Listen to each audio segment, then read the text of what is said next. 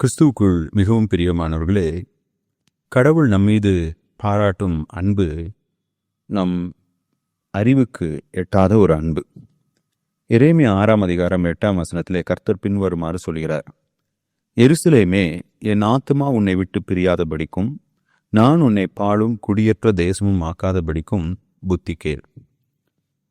யூத மக்கள் கடவுளை விட்டு அந்நிய தெய்வங்களை பின்பற்றத் தொடங்கினர்.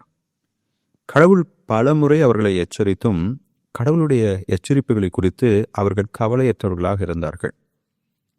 ஏனென்றால் அந்த நாட்களில் அவர்களுக்குள்ளாக வசித்த கள்ள தீர்க்கதரிசிகளும் கள்ள ஊழியர்களும் கடவுள் நம்மை தண்டிப்பதில்லை, கடவுள் நம்மை பாபிலோனியர்கள் கையிலே விற்று போடுவதில்லை என்று பொய்யான நம்பிக்கை அளிப்பவர்களாக இருந்தார்கள். இந்த சூழலிலே கடவுள் இஸ்ரவேல் மக்களை தண்டிக்க விருப்பமற்றவராக காணப்பட்டார். ஆனால் அதே சமயம் அவர் பரிசுத்தமும் நீதியும் நிறைந்த தேவனாய் இருப்பதினாலே அவர் நிச்சயமாக பாவத்தை நியாயம் தீர்ப்பவராக இருக்கிறார். இப்போ இந்த இஸ்ரவேல் மக்களை பார்த்து கடவுள் சொல்றது பாருங்க: எருசலேமே, என் ஆத்துமா உன்னை விட்டு பிரியாதபடிக்கே. இப்போ கடவுளுடைய விருப்பம் என்ன? தன்னுடைய பிள்ளைகள் தன்னை விட்டு பிரியக்கூடாது, தன்னுடைய பிள்ளைகள் பாவத்தின் நிமித்தமாக தண்டிக்கப்படக்கூடாது. பல வேளைகளில் நம்முடைய பிள்ளைகள் தவறு செய்யும் போதும் அவர்களை நாம் எடுத்த உடனே தண்டிப்பதில்லை. அவங்ககிட்ட எவ்வளோ அன்பாக பேச முடியுமோ சில சமயம் கெஞ்சி பார்க்குறோம். கடைசி வரைக்கும் அவங்க கீழ்ப்படியாமல் நம்முடைய பேச்சை கேட்காமல் இருக்கும்போது தான் அவர்களை நம்ம தண்டிக்கிறோம். அப்படி நம்ம தண்டிக்கும் போதும் கூட நம்முடைய இருதயத்தின் நோக்கம் என்னவென்றால், அவர்கள் நல்வழிக்கு வர வேண்டும், அவர்கள் கெட்டு சீரழிந்து விடக்கூடாது.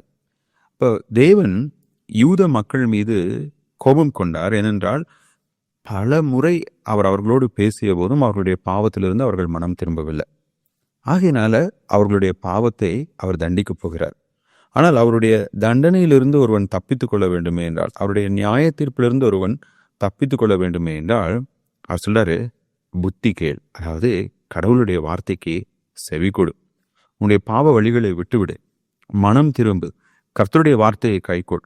அப்பொழுது அவருடைய சிக்ஷையிலிருந்தும் நியாய தீர்ப்பிலிருந்தும் தப்பித்து கொள்ள முடியும். நம் தேவன் எவ்வளவு அன்பு நிறைந்தவர் பாருங்களேன். அவர் நினைத்திருந்தா ஒரே நிமிஷத்துல இஸ்ரவேல் மக்கள் அழித்து போட்டிருக்கலாம். ஆனா அவர் அவர்களை கைவிடாமல் அவர்களின் தேவனாய் அவர் இருந்ததினாலே அவர்கள் மீது மிகுந்த அக்கறை உள்ளவராக இருந்தார். இன்றைக்கும் நம் வாழ்விலும் அதே அக்கறையை தான் தேவன் காண்பிக்கிறார்.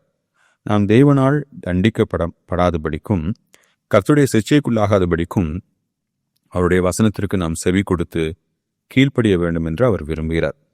கர்த்தர் தாமே அவருக்கு செவி கொடுக்கும் நல் இருதயத்தையும் புத்தியுள்ள இருதயத்தையும் நமக்கு கொடுப்பாராக. ஆமேன்.